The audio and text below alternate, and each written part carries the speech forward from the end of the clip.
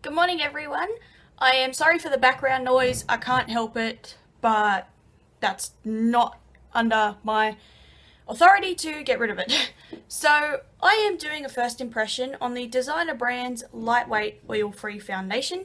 I have used Designer Brands foundations before, but they were the very dark colours for when I am very tanned, and also because it was a different formula than this that I used.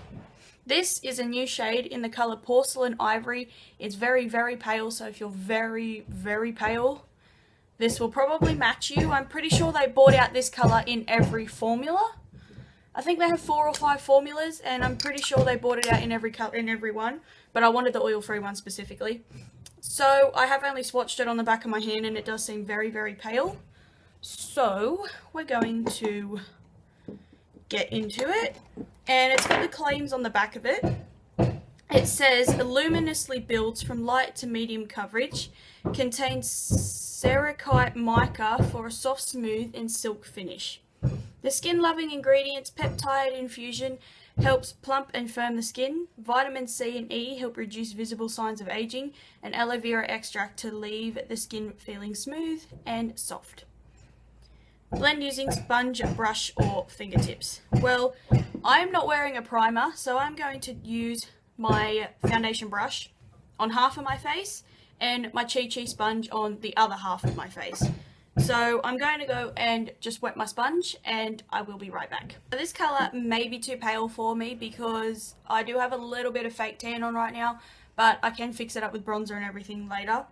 But I deliberately bought this in the lighter shade because their colours go too orange for me to wear when I'm tanned. As always, the packaging at Designer Brands foundations, all of them look the same as this. They just have the different stuff written on the front. You've got either some of the claims or a little sticker always on the top of them. Some of them say it doesn't flake or feel cakey. Others, this one says new shade. You've got DB on the top, and you've got the shade colour on the bottom. Frosted glass, it's a little bit weighty. I did travel with the other ones that I have, which that wasn't much of a problem with me, but it feels very, very nice, and it has a pump as well. And I don't know if I mentioned this, but all Designer Brands foundations are $14.99 each. Well, the ones that are in the pumps. They've got mineral ones and other ones that are a little bit more expensive. I think they're $20, but these are all $15. So the formula of this one is a little bit thicker than the longwear one that I had. So mix that together and start applying it.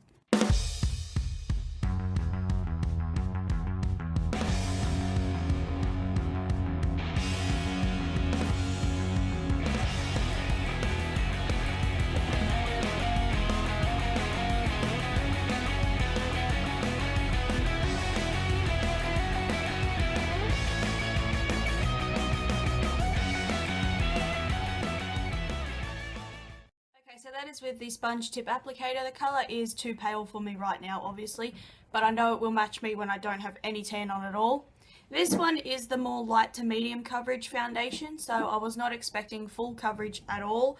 But as you can see, it covered pretty much everything of mine except for this big disgusting zit right here. I don't know if it's because I need a new sponge or not, but it does seem little bit, not cakey, but it just seems like it's sitting on my skin weird. I'll see if I can show you. Can you see that? Just seems it's sitting on my skin a little bit weird, so I'll pump some more out and I'll try the other side with my brush.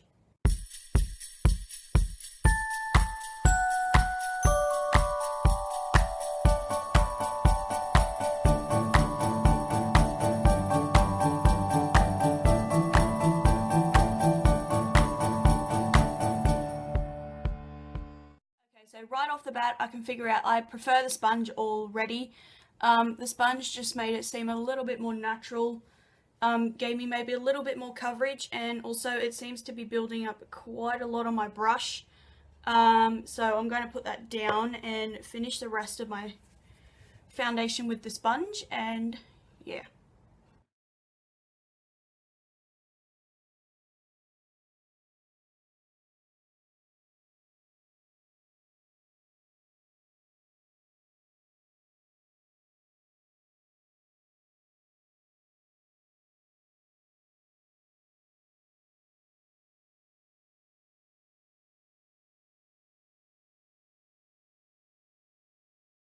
Okay, there we go.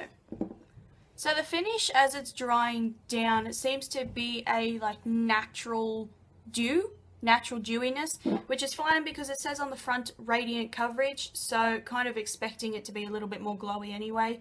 I wasn't expecting this to be full out matte foundation. I don't think Designer Brands does a matte foundation, and to be quite honest, I don't think any cruelty-free brand actually does a matte foundation, like drugstore one, because Designer Brands ones all seem a bit dewy, so do Australis, so I'm not sure, but so far I do quite like it. The texture of my skin will settle down later on once I put powder and all that on top. So while I'm waiting for this to dry before I get the transfer test, my skin type is normal to oily. It is a bit dry down here, and I am dry on my forehead. I do get a little bit oily right here, and the main area on my face that produces the oil is my nose around here and then like up here. I hardly ever get oily on my chin and my forehead now that I have switched my skincare routine, so that's excellent. Okay, so it does feel like a foundation you need to set, and there's the tiniest, like barely even noticeable amount of transfer on my hands. So I do still think you need to set it, and yeah. I applied that at 8:50 a.m, so 10 to 9 a.m, and I will be back in a few hours. I have a driving lesson later and everything else, so I'm going to finish my makeup and I'll be back in a few hours just to check in with it. So yeah, see you then. Okay, so all of my makeup is done, as you can see, and blush, bronzer, highlighter blended out perfectly over the top of it. There was no problem with that. Yes, the colour is too light for me right now, but I can definitely tell it will match me when I have no tan on at all. Yeah, now that I put powder over it, it did settle down a lot. It does look a little bit powdery, but that is because I do pack on the powder, because that stops my skin from going too oily throughout the day. I would rather my foundation look a little bit powdery than go extra oily, so that's up to me. But yeah, I do definitely think for me, I need kind of like a pore filling primer, or even just a primer in general, just to kind of smooth out my skin a little bit, and to cover up some of the texture, because it is kind of emphasizing the texture with the bumps on my skin. And yeah, that's kind of the only problem I have. It's just really showing the texture of my skin. It's not showing my pores too bad, but it's mostly just showing the texture of my skin. So I'm going to go pack up, clean up, do some other stuff, go for my driving lesson later, and I'll be back whenever. My lesson finishes at 11:15, so I'll probably be back at about midday sometime, depending on what time I can actually sneak away from my mum to film for a couple of minutes. So yeah, I'll see you then. Hi guys, it's just a check-in. So the time is currently 11:30, so I've had this foundation on for nearly 2 hours, and I have to say I am not impressed. I don't know if you can see, but it's breaking up on my forehead here. I have my sunglasses on, you can see the lines, which is fine. I tried to blend it out and it started to break up there. So, not very impressed right now. I wasn't particularly impressed with the other Designer Brands foundations I wore either. But I will keep it on today for as long as I can. And I may need this with a primer, but I'm not sure. So, I'll see you guys in a few hours again. Good afternoon everyone, the time is now 4:30. So this foundation has been on since 10 to 9. So it's been on for nearly 8 hours. In about 20 minutes it'll be on for nearly 8 hours. And that's an average day, but to be quite honest, I'm not impressed with it right now. I have not touched my face much at all. It's come off my chin pretty much, you can see right here. The lines where my sunglasses were have become a lot worse. It's worn off more on my forehead. And overall, it's just showing all the texture of my skin. I don't like it. The side that was put on with the sponge is a little bit better than the side that was put on with my brush. It's come all off my nose, and I haven't touched my nose that much. Actually, barely. I haven't touched my nose at all.